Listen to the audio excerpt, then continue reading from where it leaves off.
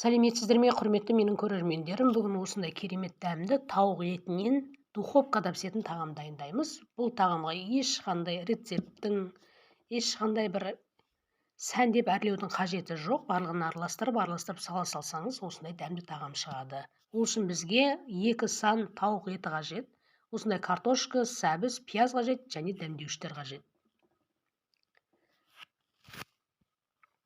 Енді тауық етін алдын ала турап алдым. Осыған қажетті дәміне қарай тұз саламыз. Үстіне приправа саламыз. Приправа кез келген приправа жарай береді. Өзіңізге ұнаған приправаны қосасыз. Аздаған куркума қосамыз. Әдемі рең береді.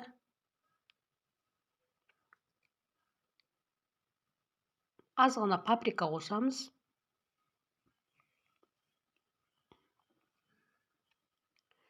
Енді жақсылап бір араластырып аламыз. Тұзы біркелкі араласу қажет.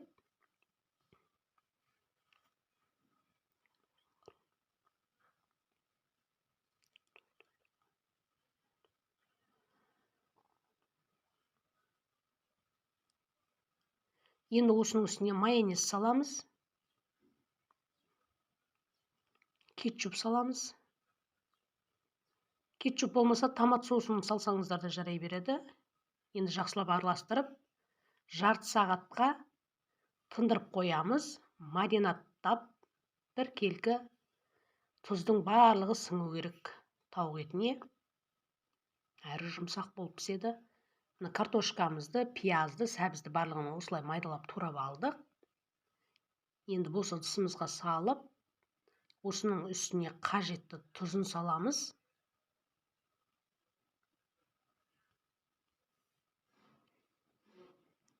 Куркума саламыз, аздаған, көп салмаймыз. Аз-аздан салып отырамыз. Паприка саламыз. Және де приправа саламыз азғантай. Енді жақсылап араластырып аламыз. Пешімізді алдын ала қыздырып қоямыз, жоғарғы градуста.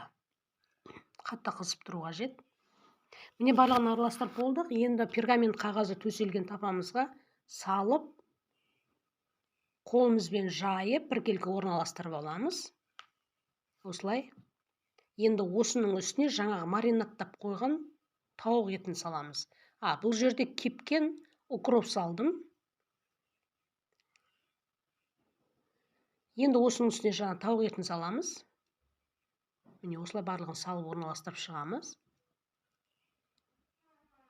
Енді алдын ала қыздырып қойған пешімізге 1 сағатқа қойып пісіріп аламыз.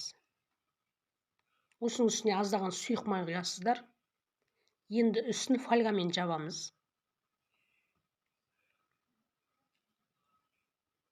Bir сағатқа қойып пісіріп аламыз. Міне пісті, 1 сағат тұрды. Бетін ашып, тағы да жарты сағатқа қойып пісіріп аламыз. Сонда тауықтың еті қызарып, әдемі болып піседі.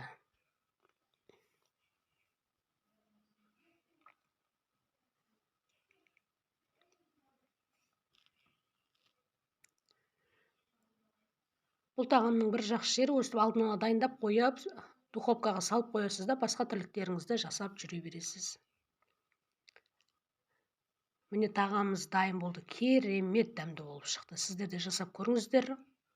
Рахмет.